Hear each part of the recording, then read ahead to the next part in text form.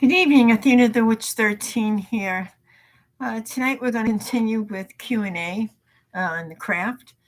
I have some questions that came in. So one of them is, I'm new to the craft. What should I do to find a teacher?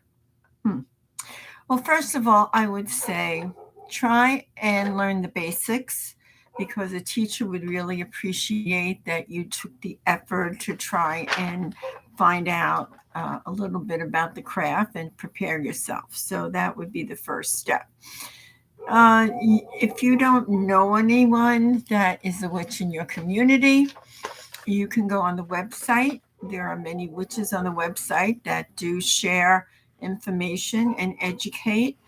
Uh, Please be careful of those who would say, don't do this, don't do that. This is not the way to do it. That's not a witch, what a witch does. Make it your own, okay?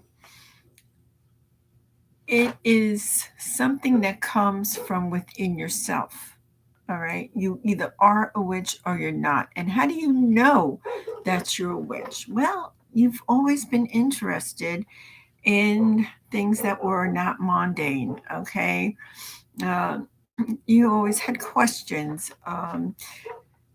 You liked to see people who were able to help other people. You're an empath. Okay. You're a caretaker.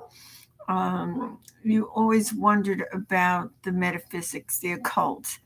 Uh, where do you fit in all of that if you do? Okay. You may have known someone, okay, growing up who practiced the occult and didn't come out and say, I'm a witch, but you know that they were doing things that you didn't do at home. Okay. So just be careful about those who think they know it all. Um, a good witch is a witch that will take you at your own pace and help you get to where you need to be. And there are no rights or wrong. Okay. It's really basically education and information. Okay. So keep that in mind. Here's another question. Oh, I would like to know where to find a teacher or a witch to teach me, but I'm afraid. What are you afraid of? Is my question. Okay. If you're a solitary witch, okay, you can exchange thoughts about your practice if you started one. Or if you want to start one, like I said, on the web, there are many witches that are available and that they will walk you through this. Um, the other question I see here is, what is an initiation? Well, it depends. If you're going Wiccan, okay, an initiation means that you have to be within the coven for a year and a half, a year and a day, I'm sorry. Or if you're a solitary witch and you practice the Wiccan creed, then it's a year and a day. To be honest, I'm a solitary witch, but I'm a pagan. I do not follow the Wiccan creed. So I do my own initiation. And you know what that is? I'm a witch. That's it. That's all I need. Okay. That's it. Um, and I don't have to prove myself to anyone because I know who I am. Okay. It's, doing the reason why they do the initiation in the Wiccan creed is because it's a symbolical and a psychological change that takes place. You have to suffer, die, and get reborn, okay, into thinking as a witch. And that's basically what it is, okay. Um, the next question is new witch. Oh, what did it say? Oh, okay. Okay, so basically, what the question is saying is why symbolically, why physiologically do you have to suffer, die, and be reborn? Because you're going to have to go on a journey into yourself, okay? You're going to have to do self therapy, you know? You're going to have to do a lot of shadow work. Shadow work is not easy. Shadow work is really looking very truthfully at yourself. The things that you like about yourself, the things that you don't like about yourself, the things that you fear, the things that you don't fear. Where's the fear coming from? Um, the isolation. Maybe you're someone that doesn't like to be in the community with other people. You like to do things on your own and not let anyone know what it is that you do, and that's okay. But why do you do that? You know, what fears are you trying to wrestle with? You know, so shadow work is long. It's not quick. It's involved, and becoming a witch is all a part of that. You know, why do you want to be a witch? Okay. Now, you'll hear, I'm sure, witches that'll say they're witches from a bloodline or you know, they're a hereditary witch. And all that's fine and dandy if that's the case. But you don't have to be a witch. You can just say, I'm a witch, and then start practicing, okay? Going into the craft, looking at the basic things such as identifying with nature, caring for the environment, caring for other people. Um, which brings me here to the next question. Okay. Uh, where is that? Oh, what's a witch life like? Okay. Well, there are no statistics, but if there were, I would have to say, and I would bet 99% witches are nurses. Nurses top the list for witches. Why? Because we're caretakers, because we care for other people, okay, because we're in it to heal. And so I would say nurses are at the top list. Then there's midwifery, okay. Then there's teachers also. And the life of a witch is not all glorified, okay? Understand that I'm getting cold in this room. Understand that being a witch, okay, you have many problems. The goddess tempts you with many problems. There's a lot of turmoil in your life, okay? And the reason being is that you have to be strong, okay, to find the answers. You have to be strong to deal with the problems and find the solution to the outcome of these problems.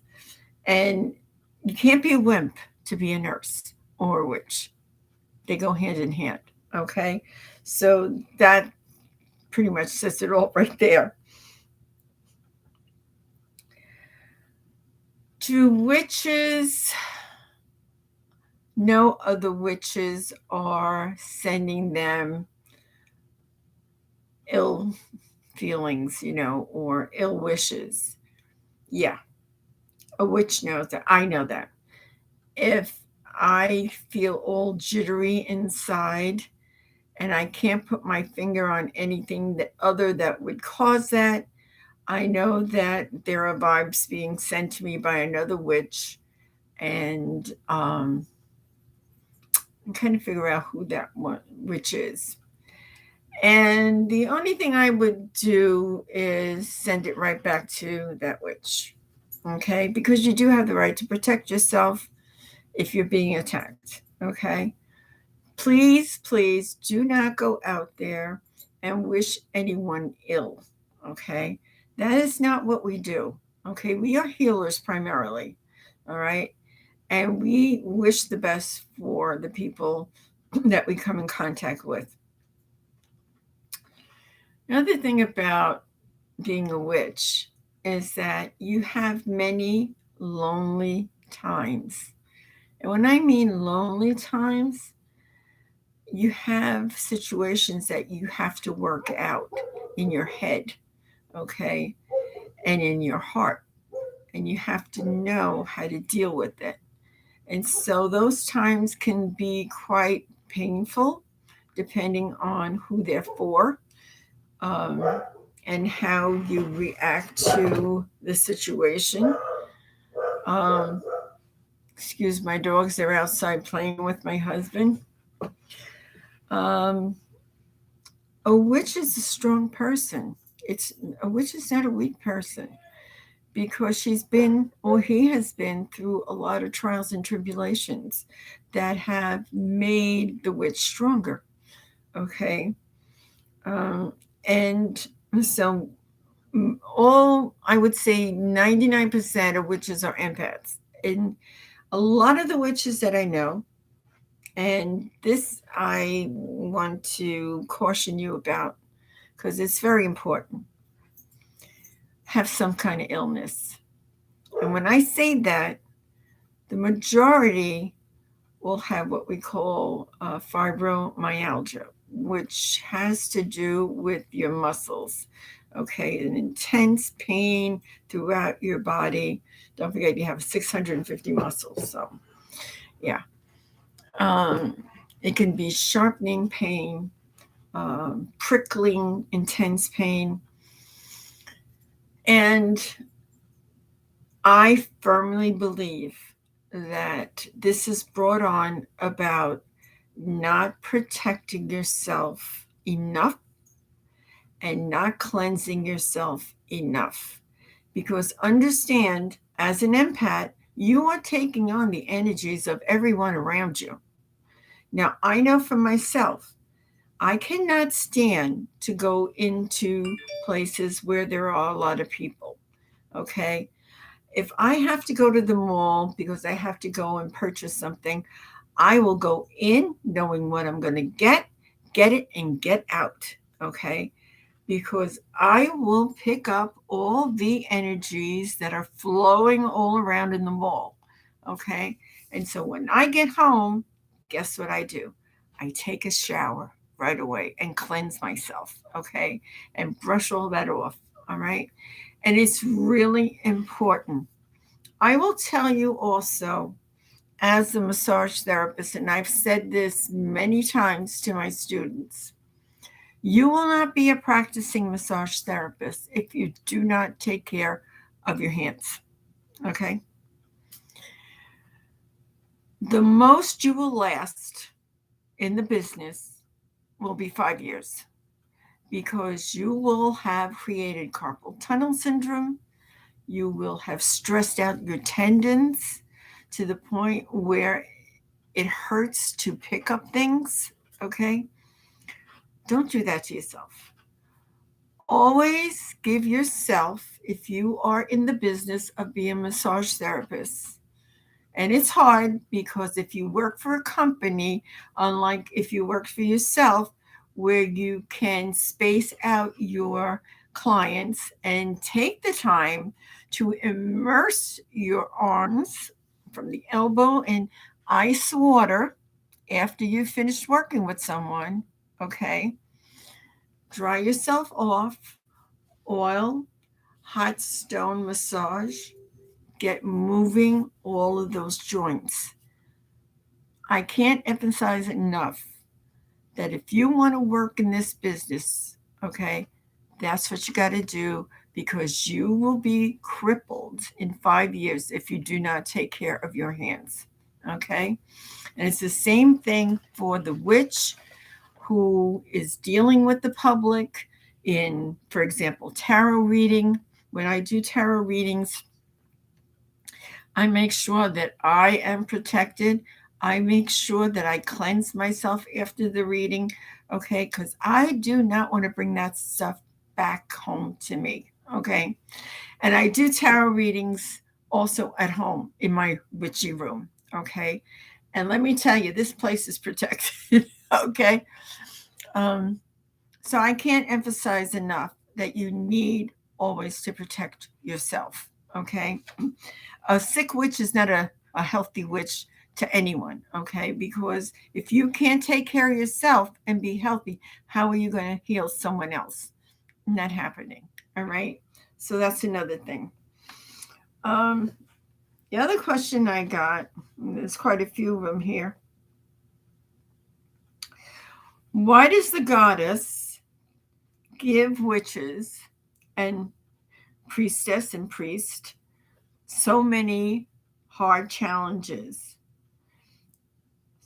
Well, the reason for that is, like I said, you are being taught to think on how you're going to solve these challenges so that you can produce a positive outcome. And, you know, my mother used to say, and I used to hate when she said it, but she says, what doesn't kill you makes you stronger. And I used to say, why did she keep on saying that? I understand why now, okay? Because it builds your character, it builds your stamina, it gives you that strength to endure, okay? As a hospice nurse, I see many people in pain. I see many people who have a sentence to die within 6 months or less. Some live longer, okay? And some get off of hospice, okay? They stabilize and they get off of hospice. And I've seen the family's pain. I felt the family's pain. And everything is okay while you're caring for the patient, as long as the patient is eating and drinking, okay? But as soon as the patient stops eating and drinking, the family unravels. They're like, she's starving. She's going to dehydrate herself. She's starving. Do something. And what the family doesn't understand is that the body knows what to do in these moments, okay? To interfere with that process is going to create more harm than good. The body is slowing down and it does not need all the food and the calories, okay? It does not need all these liquids, okay? And it's not that they're thirsty, they're not. Now, if the patient, okay, wanted food and could take food, offer it, absolutely. Could take sips of water or juice or whatever, offer it, absolutely. But the moment they no longer want to, let it be. Let the body dictate the course, okay? Because to interfere can cause more problems. And this is what we learn when we are caring for dying people. So you see, witches and nurses understand a lot about life and the intricacies that come along with it. I think that a witch goes through 3 phases. You have the maiden, the mother, and the crone. The maiden is a young girl, and the mother is one who gave birth to a child, okay? And the crone is a woman who may have been a mother or not, but has years of experience now and is considered a wise woman, meaning that you can go to the crone and ask about questions that you have, or things that you don't understand, and he or she will explain it to you. I'm considered a crone. I will be 70 in September. I'm an old lady. Okay? My years as a nurse have prepared me for many things. My personal life has prepared me for many things. I lost a son. I lost a husband. And I have a husband now that I've been married to for 7 years who is ill. So someone said to me the other day, why? Why would you put yourself through this all over again? I did not think that after losing my first husband, and I went 12 years without um, getting involved, I didn't think that I would find another person and fall in love. And I did. And it was like getting a second chance. But understand that with that second chance, he's the same age as me. We're at the point where anything physically can happen to us, okay? And mentally, all right? So you take the good with the bad, okay? Isn't that what it's all about, really? I am a better person for having this man in my life. He brings me challenges. That's an understatement. But the joy I get from being with him, you can't compare. So, being a witch, you live in this world, excuse me, you live in this world and you are part of this world, okay? And it doesn't mean because you're a witch, nothing bad is going to happen to you. No, you may have more things that um, happen to you than if you weren't a witch. But it teaches you, okay? It takes you out of your everyday little box and teaches you how to think, how to deal with things. You know, it teaches you patience. It teaches you how to take care of your body. You can't take care of someone else if you're not taking care of yourself because you don't have anything to give. So that's why we protect ourselves.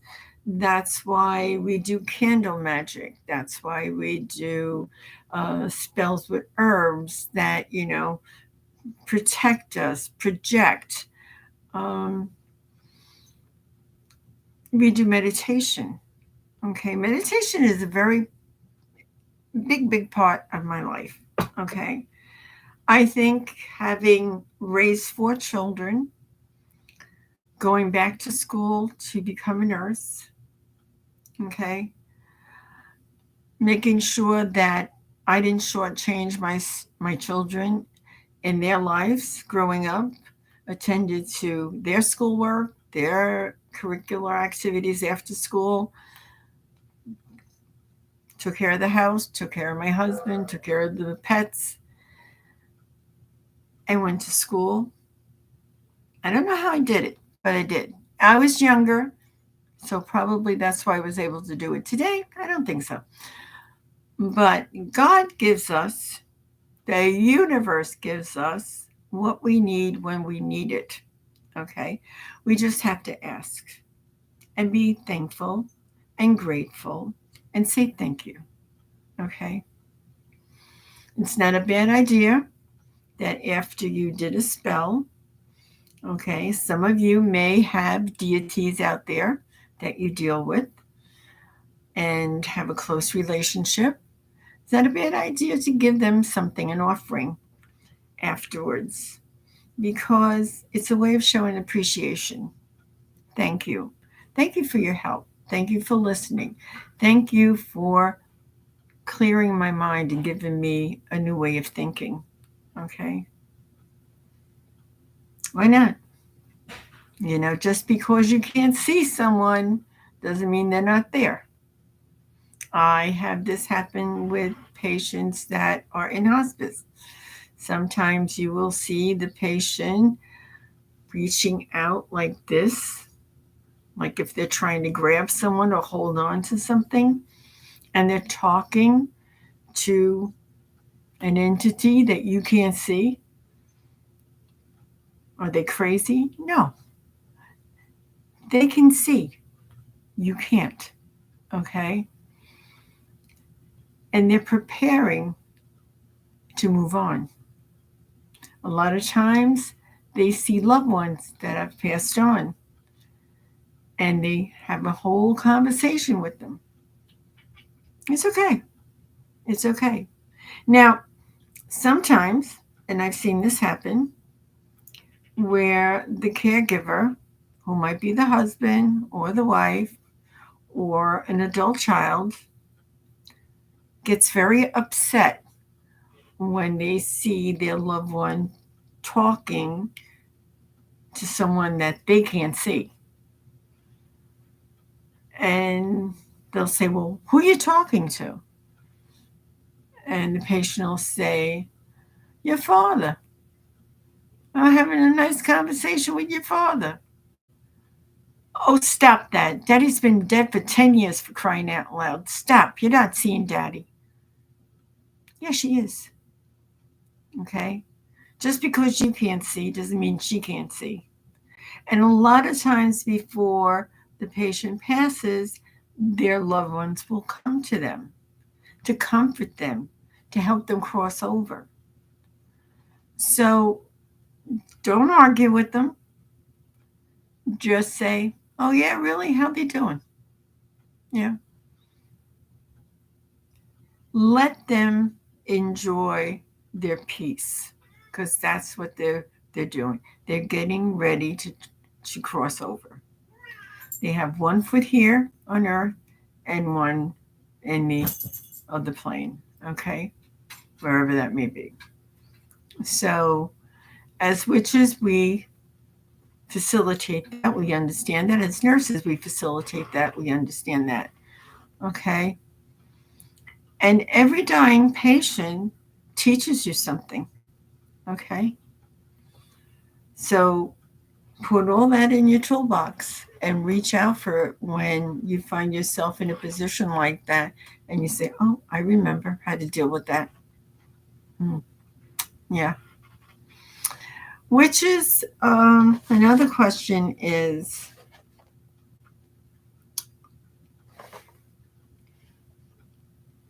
did you ever notice that witches, oh, did you ever notice that witches have very stressful lives full of turmoil and problems? Why? Well, like I said before, because it makes us stronger. It teaches us how to deal with difficult situations and come out of it whole, so to speak. Um, I'm a big believer in prayer. Okay. And I don't care what kind of prayers you say, whatever is meaningful to you. Okay. And in numbers, that can only help. Um, there have been statistics done on how prayer influences the healing process. And we know now that it does. Okay. But I could have told you a long time ago that it did because it's a belief system. And anything you put your heart and soul into and your mind, okay, is projecting the outcome. So if you hope and pray, you're helping that person, okay? That's why they have prayer chain.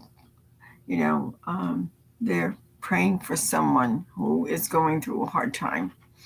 So more the people pray, hopefully better the outcome. Okay. And I believe in that. I have no problem with that at all. Okay.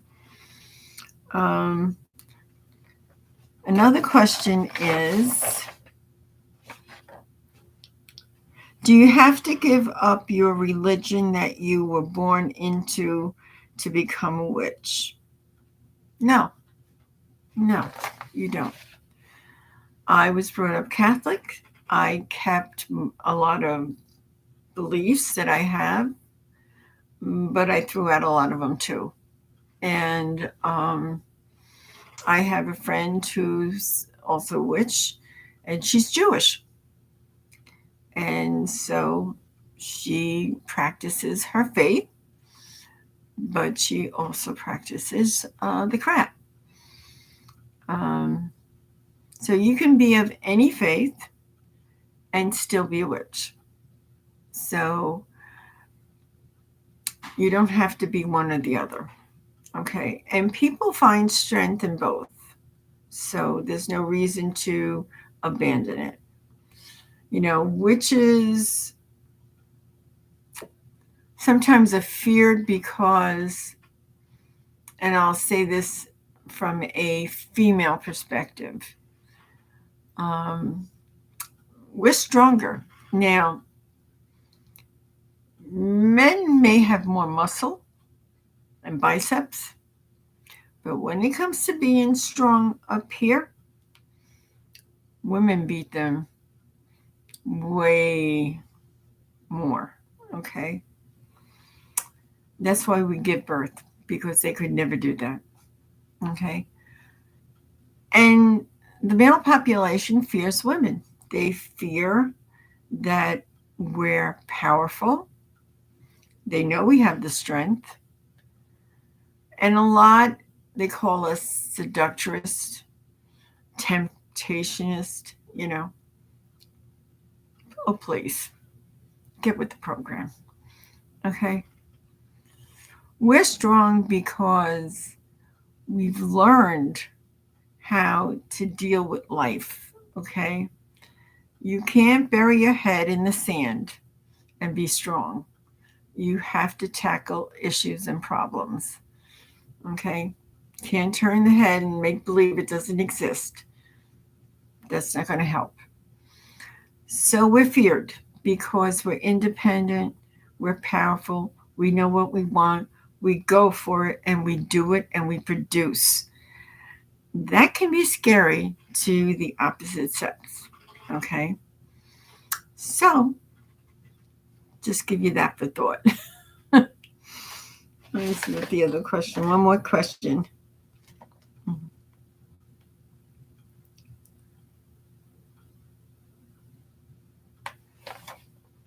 Oh, about statues. Okay. I have statues. Do I revere them? No. I have statues because I like to look at them. I think they're beautiful. I look at the history of that's behind the statue, how it came to be. I find that all very interesting. But no, I don't revere any statue. Now, I will say this. I have a statue of the Blessed Mother. I have the cross. I have my angels. I have a close relationship with the Blessed Mother. We share birthday, for one thing. And as a mother who lost her son, and I've lost mine, I can identify with the pain. Angels were always with me. They still are with me. Michael, Gabriel, Raphael, and Uriel. So the saints, for example, yeah, I talk to the saints. Absolutely. But I don't honor any of them. Okay. The honor is for Jesus Christ, the Father, and the Holy Ghost. For me. I don't know what yours is, but for me, that's what it is. The statues just are symbolic of their presence. That's all. Um, so I look around my room, and all of the witchy things that I have in my room all have meaning to me. And you don't have to have all this. You don't. It just makes me happy. And I'm able to afford it. So it makes me happy. Of course, I got to stop buying things because I got no more room. I would have to add on a room to the house. That's not going to happen. But yeah, everything in this room has meaning, and everything in this room has a story behind it. And witches are thinkers. We read a lot because not every witch likes to read. Don't get me wrong. This one does. I've always been an avid reader. So, and I've learned a lot through reading, to be honest with you. But at some point in time, the newbie witch, okay, has to start practicing. Okay.